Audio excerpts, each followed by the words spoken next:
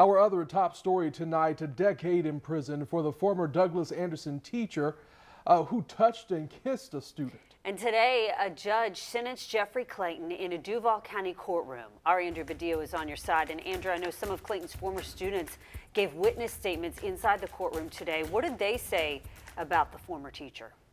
Heather Anthony, for 30 minutes, Jeffrey Clayton sat and listened to his former students who told the judge what it was like for them in Clayton's classroom. I feared that he would touch my lower stomach and chest or violently pull my hair again. What began as kind words and seemingly innocent touches soon became proclamations of lust and lingering hands where did not ask them to be. 4 former students recalling times they say Jeffrey Clayton verbally and physically abused them. The simple act of choosing an outfit causes me to break down in a panicked state and fear that I will be perceived as alluring, or as Mr. Clayton often called me, intoxicating. The testimony, part of Clayton's 3-hour sentencing, after pleading guilty to charges related to touching and kissing a 16-year-old student while a teacher at Douglas Anderson School of the Arts. Clayton was arrested in March 2023. As part of their investigation, detectives asked the teen to call Clayton. In the call, Clayton makes sexual comments towards the teen. A recording was played during the sentencing. I can see you leaning forward and kissing me, and just the zeal in which you did it just, took me off my feet. Clayton spent hours listening. He spoke for 10 minutes, apologizing, including to the 16-year-old. And I pray earnestly for healing in every facet of her being. I pray that her life will be eventually free from mental and emotional angst, that which I can't imagine.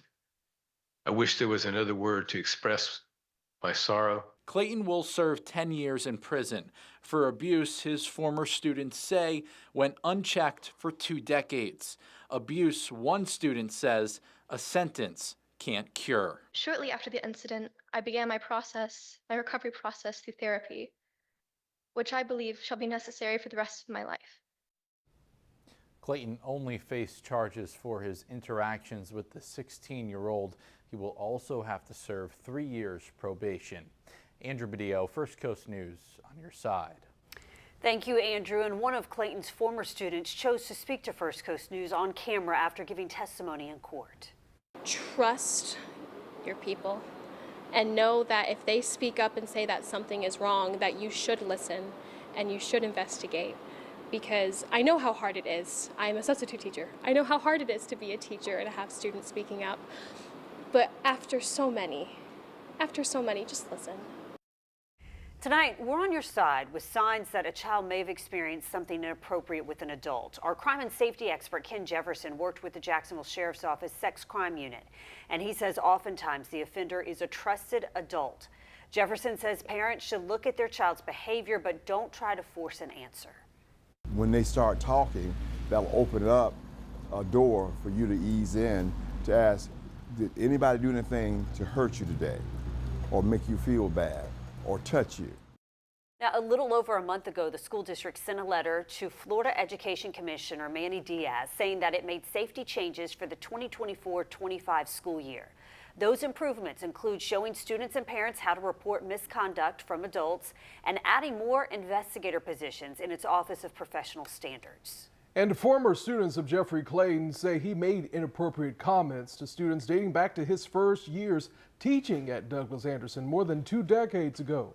Clayton's career at DA started in 2000. Court documents show in 2016 and 2021 he was disciplined for commenting on a student's looks and rubbing their backs.